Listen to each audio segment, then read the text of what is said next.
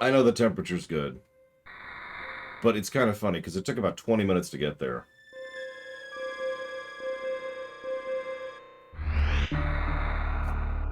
Which means I now have a bit of a timer. You're probably wondering, how could you know it was 20 minutes so precisely? Nowadays, a lot of the music I listen to is my own composites, including the one you're listening to right now, which is the Super Metroid. And so, I tend to know how long they are because I tend to use them as timers. And as much as I don't like not working, I needed to get a little bit of shut eye today after the last night and this morning.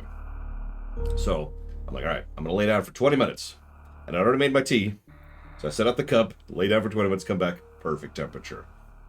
Um, I actually brought up the good tea, the Bengal tea. I've actually mentioned it a few times before. Because you're probably thinking, but Dawn of War 1's a good game. You know how sometimes when we like something, we have to add asterisks to it? That's kind of Dawn of War 1 for me. For those of you who didn't actually watch it, Dawn of War 1 in its entirety got a 22 on the golden number. Is in captivity. Which is a net positive, The galaxy. but that's a pretty low score. And if you're thinking, oh, you suck and I hate you, well, then you're absolutely right. I do suck and you do hate me. However, that's because it was an aggregate for all four packs. You know, we got Vanilla, Winter Assault, Dark Crusade, and Soulstorm.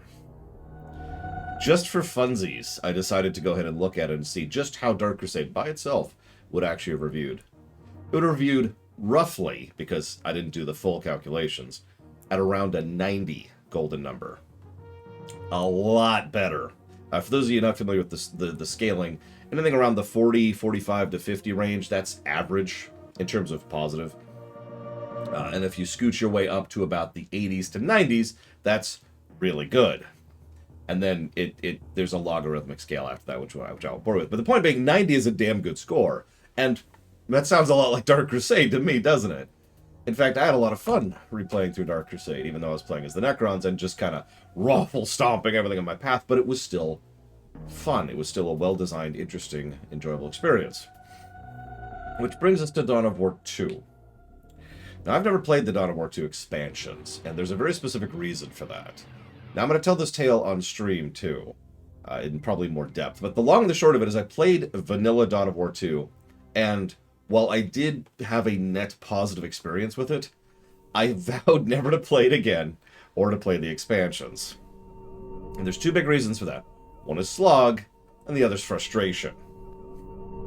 I hope that I'm wrong, and that's just vague memories of the past, you know, that my memories are inaccurate or whatever, because it would not exactly be the first time. I will say one thing. I've said this several times during the stream. Speaking as someone who is not functionally a Warhammer 40k fan, there's actually a lot of Warhammer 40k games that I rather enjoy, Dark Crusade, of course, being a big one. And like I said, I would put Dawn of War 2 as a net positive. I like the direction they went with it. And that's kind of the question I had for you, for anybody out there. I know, the only times I ever get answers to questions if I ask something about, like, do you prefer your bread pre-sliced, or do you prefer to just get the whole loaf and slice it yourself? I prefer to get the loaf and slice it myself because I do slices that are like this thick, and then I actually cook them in the skillet for my sandwiches. But that's neither here nor there.